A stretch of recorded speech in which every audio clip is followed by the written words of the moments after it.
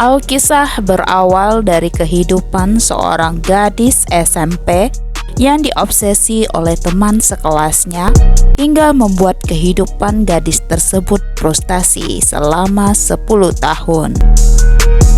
Bagaimana kelanjutan kisahnya? Yuk kita masuk ke jalur cerita.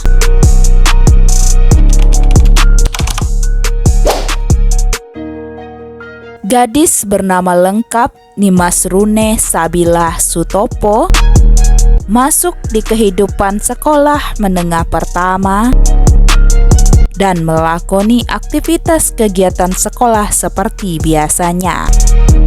Hari-hari gadis itu selalu diawali dengan kepribadian hangatnya yang selalu ramah kepada siapapun.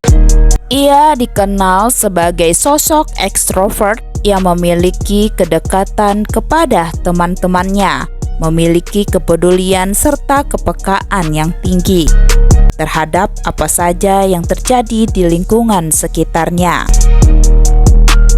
Pada suatu hari, tepatnya pada jam istirahat sekolah, ketika Nimas ingin pergi ke kantin, ia melihat sosok teman laki-lakinya saat itu termenung dan hanya berdiam seorang diri duduk di bangkunya. Yang lain sibuk dengan aktivitas di luar ruangan dan pergi ke kantin, namun tidak dengan laki-laki itu. Melihat hal itu, lantas membuat rasa penasaran Nimas ingin menanyakan apa yang sedang terjadi dengannya, sehingga percakapan singkat pun dimulai. "Kamu kenapa, Di? Nggak ke kantin kah?" tanya Nimas. Adi pun menjawab dengan tampang lesuhnya, "Nggak ada duit aku." Spontan diambillah secarik uang kertas bernilai Rp5.000 dari kantong baju sekolahnya. Nimas yang tak tegaan hati kepada temannya itu, kemudian diberikannya uang tersebut kepada Adi. Sikap asli Nimas memanglah seperti itu. Selain anaknya ceria, ia pun suka berbagi. Dengan perasaan yang lega dalam hatinya, ia pun pergi keluar kelas untuk menuntaskan rasa laparnya di kantin sekolah. Seusai pulang sekolah, Nimas yang sedang berleha-leha di kamarnya sambil main HP, ia pun melihat notif pesan muncul. Karena penasaran, lalu ia pun membaca pesan tersebut. Ternyata yang mengirim pesan itu adalah Adi, teman sekelasnya yang ia tegur sewaktu jam istirahat sekolah kala itu. Nimas pun membalas seadanya. Pesan dan telepon yang sering dilakukan oleh Adi dianggap hal biasa bagi Nimas. Namun, seiring dengan perjalanan waktu, Nimas merasa ada yang aneh dari sikap Adi. Ia lama-lama merasa terganggu dengan aktivitas komunikasi via HP yang dilakukan oleh Adi. Pada suatu momen, Nimas pun karena sudah tak tahan dengan perilaku Adi, kemudian menegur dan memperingatinya untuk tidak menghubunginya lagi. Sangat disayangkan, apa yang dikomunikasikan secara baik-baik oleh Nimas bukannya berakhir, justru membuat Adi semakin menggila. Bahkan pernah PAP dengan kiriman yang tak senonoh, serta pesan verbal yang tak pantas dibaca. Selain itu, ia pun memantau aktivitas media sosial Nimas dengan ribuan akun. Dan pemblokiran rutin pun dilakukan juga oleh Nimas. Parahnya, Adi juga sering memposting hayalan-hayalannya bersama Nimas yang membuat Nimas muak dan kesal. Ditambah lagi, Teror Adi tidak hanya berlaku pada media handphone saja. Ia juga melakukan penguntitan terhadap Nimas, di mana ia berdiri di depan rumah Nimas dari malam hingga subuh tanpa ada maksud yang jelas. Bermula dari itulah, Nimas merasa tak tenang dan memiliki ketakutan yang luar biasa.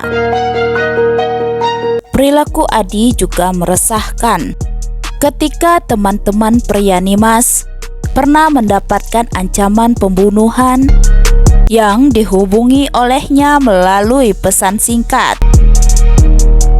Kemarahan dan sakit hati Nimas semakin hari semakin memuncak tanpa adanya penyelesaian. Nimas akhirnya mencoba mendiskusikan permasalahan tersebut kepada keluarga. Bagaimana langkah yang tepat untuk membuat Adi berhenti? Nimas mengadakan pertemuan antara Adi kepada pihak keluarganya hingga 3 kali guna mendapatkan solusi bersama.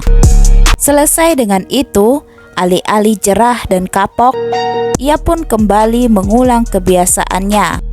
Karena sudah habis akal, Nimas pun mengambil inisiatif untuk menghadang Adi di gang dekat rumahnya untuk memberikan efek jerah.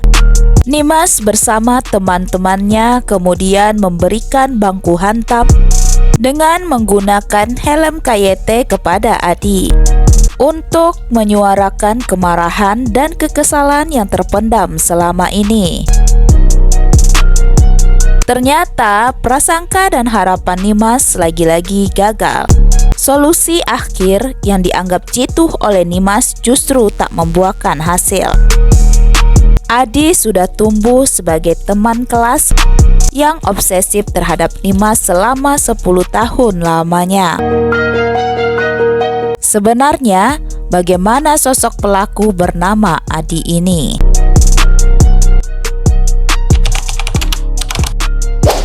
Di tahun 2024, Adi Pradita sudah berusia 29 tahun.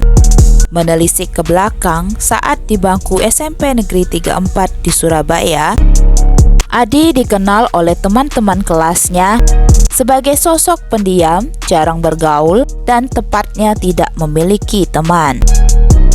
Setiap jam istirahat, ia jarang sekali ke kantin untuk jajan dan lebih memilih untuk tinggal sendiri di kelas. Sejatinya, teman-teman kelas banyak yang tidak mengetahui seperti apa sebenarnya sosok gelap seorang Adi, terlepas dari kejadian yang menimpa Nimas. Nimas yang memberikan sedikit kebaikan kecil sudah dianggap baper olehnya. Bahkan, Adi pun berani mengungkapkan untuk bunuh diri jika Nimas tidak membalas cintanya. Selain Nimas yang mendapati atensi atas cuitan kekesalannya di medsos terhadap ulah Adi Pradita yang dikenal akrab sebagai Apa, Adi pun juga mendapat simpati warganet. Terlebih lagi, Adi membutuhkan pertolongan profesional. Ketika diulik, Adi memiliki kisah traumatis di keluarganya yang tidak mampu yang membuat ia sempat tertekan. Segala kebutuhan sehari-hari keluarga ialah yang memenuhinya.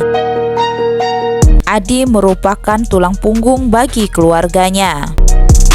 Dia bekerja sebagai wirausahawan di marketplace Shopee.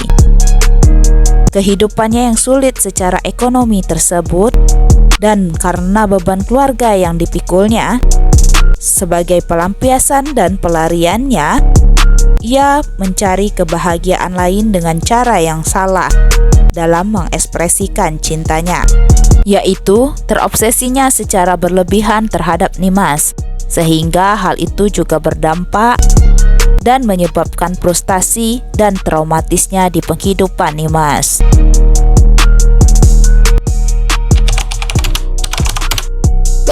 Setelah 10 tahun lamanya itu, Tepatnya 17 Mei 2024, Dimas mengambil langkah berani untuk melaporkan Adi kepada pihak kepolisian. Ia mengumpulkan semua barang bukti selama ini berupa teror dari pesan ancaman, gambar tidak senonoh dan kata-kata kasar, hingga unggahan hayalannya tentang Dimas di akun media sosialnya, serta penguntitan yang telah lama dilakukannya. Atas perbuatan pelaku tersebut, ia terancam hukuman pasal berlapis, yaitu Undang-Undang Informasi dan Transaksi Elektronik atau Undang-Undang ITE, Undang-Undang Tindak Pidana Kekerasan Seksual atau Undang-Undang TPKS, dan Undang-Undang Pornografi. Ia terancam hukuman 6 tahun penjara dan denda 1 miliar rupiah. Dalam proses penyelidikan, motif Adi terungkap bahwa ia sangat mencintai Dimas, tapi cintanya tersebut tak berbalas.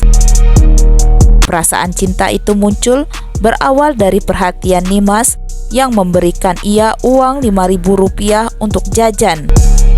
Di saat itulah ia menganggap bahwa Dimas menyukai dirinya. Dalam tangisannya sesenggukan, Adi pun mengungkapkan penyesalan atas apa yang dilakukan olehnya selama ini terhadap Dimas. Yang ia sadari, perilakunya itu hanya untuk mendapatkan perhatian Dimas semata. Bagaimana menurut Anda, guys? Apa hikmah dan pelajaran yang bisa kita ambil dari kejadian ini? Yuk, tulis pendapat kalian di kolom komentar ya. Thanks guys, see you and bye-bye.